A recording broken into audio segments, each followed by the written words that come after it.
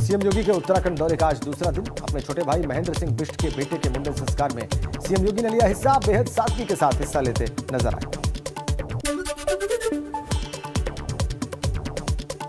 मुंडन के दौरान अपने भतीजे को दुलार करते भी दिखे सीएम। मुंडन कार्यक्रम से पहले भतीजे के साथ खेलते भी दिखे सीएम। सीएम योगी को अपने बीच पाकर बच्चे भी दिखे बेहद खुश।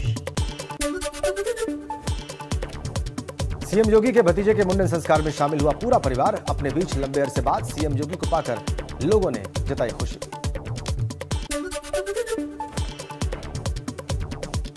सीएम योगी के उत्तराखंड दौरे का आज दूसरा दिन। सुबह परिवार के साथ गांव की सैर पर निकले सीएम योगी। गांव की पगडंडियों पर बच्चों के साथ टहलते नजर आए। उत्तराखंड दौरे के दौरान अपने पैतृक गांव पहुंचे सीएम योगी ने गांव के मंदिर में की पूजा अर्चना। गांव के लोगों से मुलाकात की। गांव के विकास को लेकर चर्चा की। कल हरिद्वार में उत्तराखंड सरकार को होटल अलकनंदा सौंपेगी यूपी सरकार। भागीरथी होटल का भी होगा उद्घाटन। यूपी और उत्तराखंड दोनों राज्यों के सीएम रहेंगे मौजूद।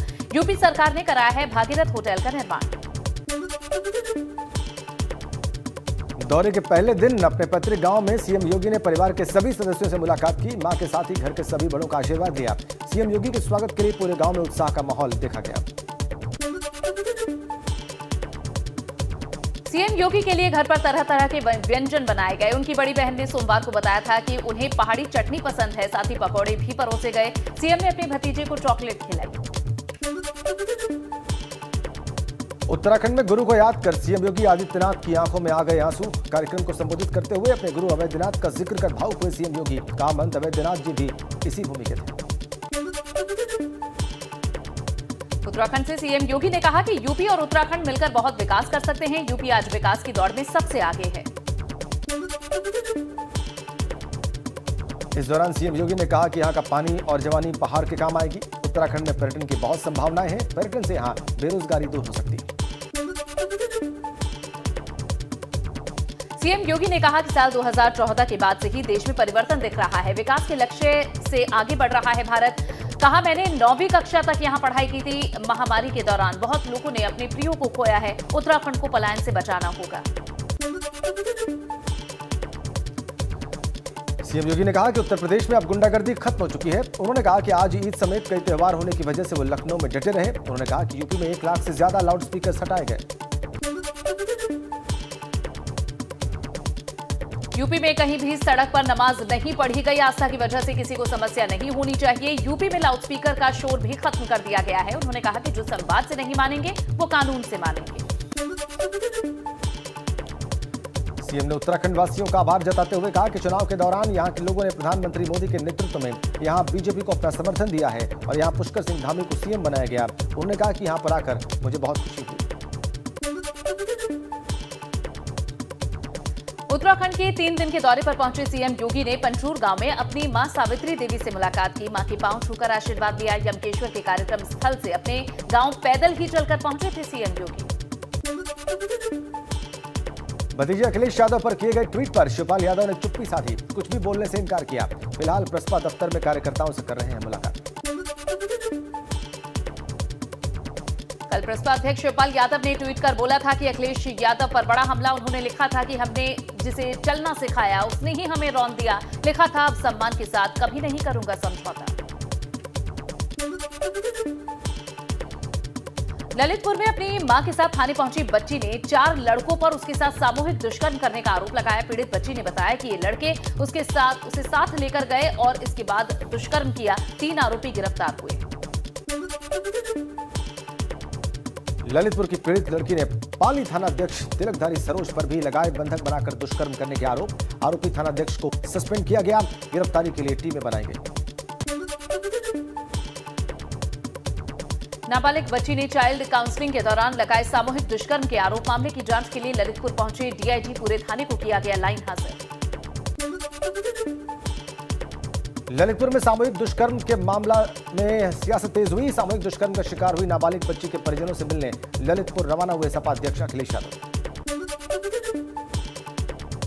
मुरादाबाद में कैबिनेट मंत्री स्वतंत्र देव सिंह ने बोला अखिलेश यादव पर जोरदार हमला। कहा अपने वक्त में कानून व्यवस्था भूल गए अखिलेश यादव। सपा के राज में चरम पर थी गुंडागर्दी और वंशवाद। ललितपुर मामले में ADG law and order Prashant Kumar का बयान। वारदात की जानकारी मिलने के बाद तत्काल सस्पेंड किया गया आरोपी इंस्पेक्टर। 6 लोगों के खिलाफ पाली थाने में दर्ज किया गया मामला। किसी भी दोषी को बख्शा नहीं जाएगा। प्रसपा अध्यक्ष शिवपाल यादव ने भी ललितपुर में नाबालिग युवती के साथ हुए गैंगरेप के मामले को लेकर ट्वीट किया है। उन्होंने लिखा है कि महिलाओं के साथ यूपी इतना असुरक्षित कभी नहीं रहा। थानों में महिला कर्मचारियों की संख्या बढ़ाने की है जरूरत। ललितपुर में नाबालिग के साथ गैंगरेप के मामले पर कांग्रेस महासचिव प्रियंका गांधी ने भी ट्वीट कर हमला बोला। लिखा कि गैंगरेप की शिकायत लेकर जाने पर थानेदार द्वारा बलात्कार की घटना दिखाती है कि बुलडोजर के शोर में कानून व्यवस्था के असल सुधारों को कैसे दबाया जा रहा है। बांदा में नाबालिग लड़की के साथ दुष्कर्म की कोशिश, विरोध करने पर लड़की उसकी मां पर युवक ने किया है जानलेवा हमला। दोनों को घायल कर मौके से हुआ फरार। पीड़ित ने एसपी से लगाई है अब इंसाफ की गुहार।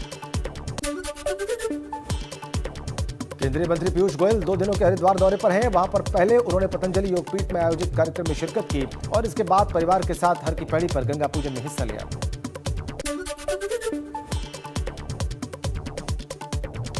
हरदोई के रसखान प्रेक्षागृह में भगवान परशुराम जन्मोत्सव कार्यक्रम में शामिल होने पहुंचे उच्च शिक्षा राज्य मंत्री रजनी तिवारी ने कहा है कि देश के प्रधानमंत्री नरेंद्र मोदी जनसेवा कर रहे हैं, जबकि चाहे राहुल गांधी हो या फिर अखिलेश यादव, ये लोग सिर्फ राजनीति करते हैं और जनता इसको जान चुकी है।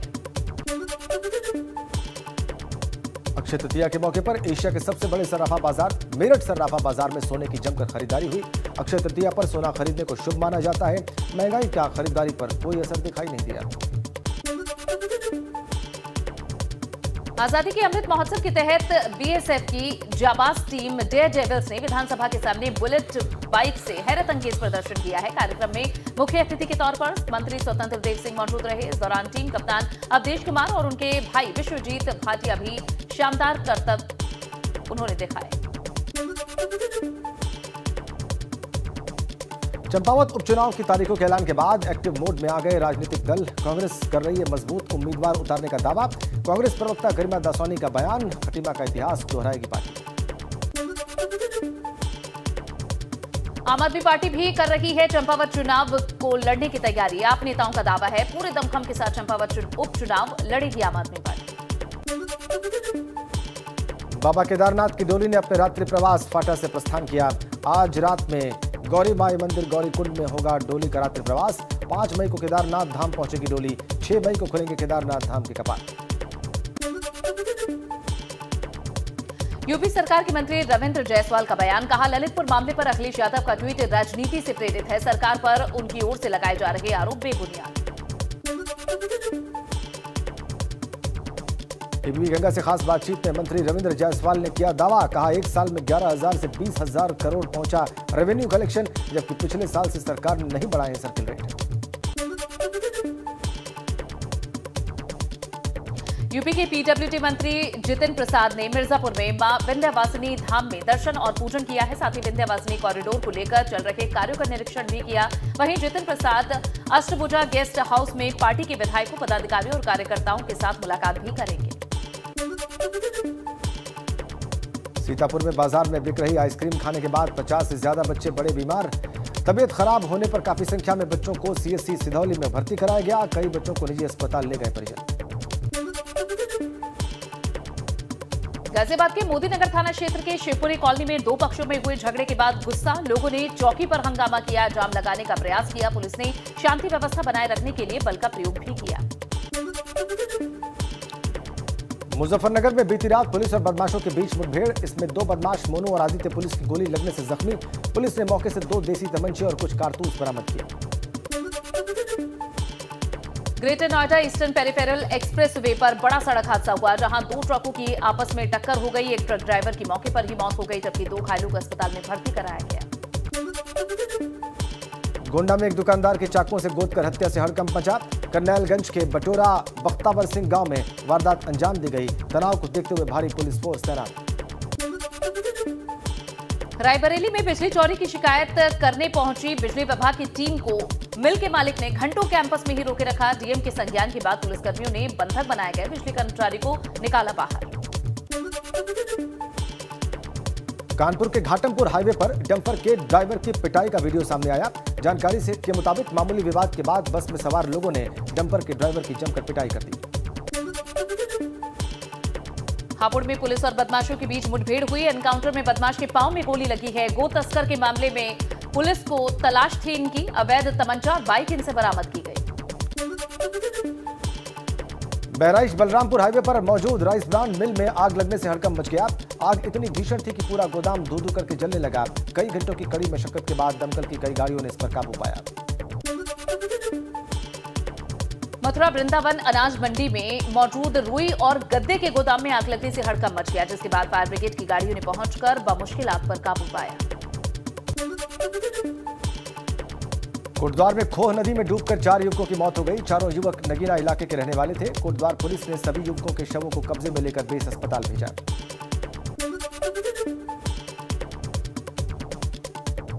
बस्ती में सपा के गौर ब्लॉक के पूर्व प्रमुख मठाधीम महेश सिंह कलहंस पर जिला प्रशासन की नजर टेढ़ी हो चुकी है, जिसके बाद प्रशासन ने इनके 2 पेट्रोल पंप सीज कर दिए और अब सपा नेता की अवैध संपत्तियों पर बुलडोजर चलाने की तैयारी हो रही है।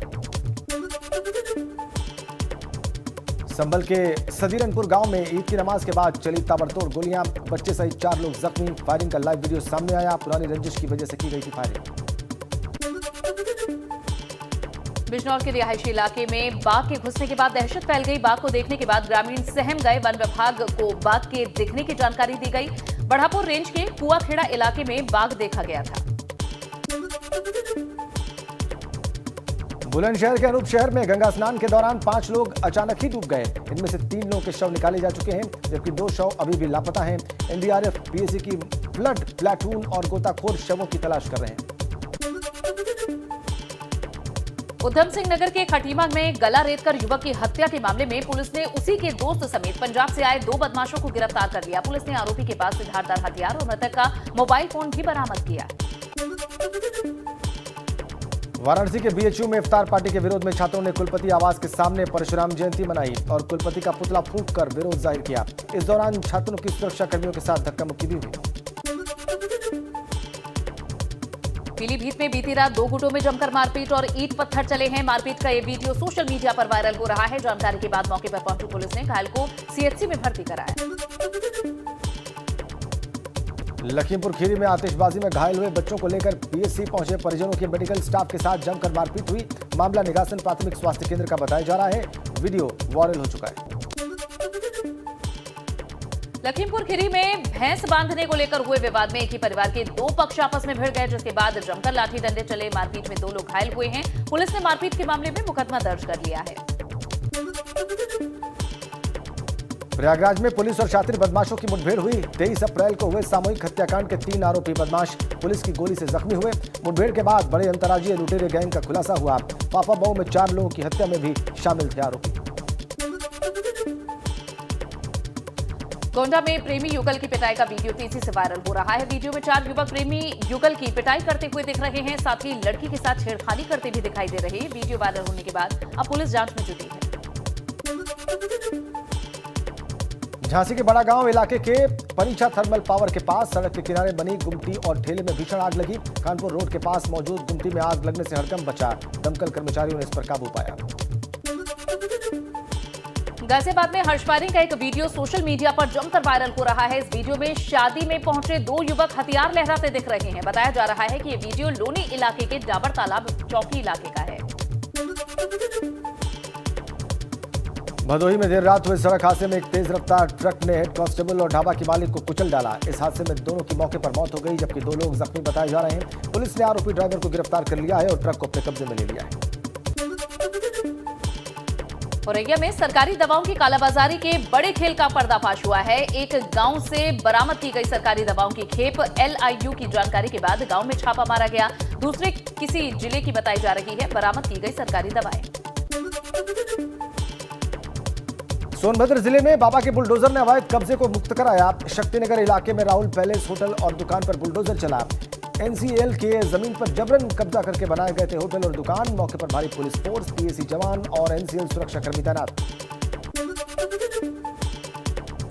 प्रॉपर्टी के लालच में साले ने अपनी बहन और जीजा को मौत के घाट उतार दिया। पुलिस ने किया है मामले का खुलासा। मड़ियाऊ पुलिस ने आरोपी साले और ग्राम प्रधान के साथ 5 लोगों को गिरफ्तार कर लिया। गोंडा में सामने आई स्वास्थ्य विभाग की बड़ी लापरवाही। मरीज को अस्पताल में नहीं मिला स्ट्रेचर, मरीज को गोद में उठाकर अस्पताल पहुंचे परिजन। स्वास्थ्य महकमे की करतूत का वीडियो वायरल। बस्ती में ग्राम प्रधान और दबंगों का अजब गजब कारनामा देखने को मिला। अच्छी खासी सड़क को वो रातों रात करा रहे थे गायब। सड़क पर मिट्टी डालकर गायब की सड़क। गांव के निवासियों ने एसडीएम को इस मामले की शिकायत दी। कुदराहा ब्लॉक के छरदही गांव का ये मामला। झांसी में सिर्फ 300 रुपए के लिए मामा के कत्ल की सनसनीखेज वारदात सामने आई। पुलिस ने केस का खुलासा किया। आरोपी भांजे राजेंद्र को पुलिस ने गिरफ्तार किया। 300 रुपए के लिए हुआ था विवाद।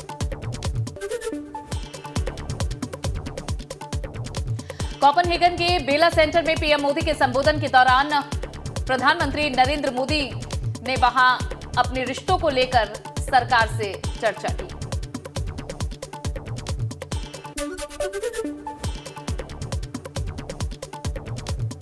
कोपेनहेगन में भारत डेनमार्क संबंधों के मजबूत होने पर प्रधानमंत्री ने बात की, लोगों को संबोधित किया और लोगों की शुभकामनाएं भी स्वीकार की।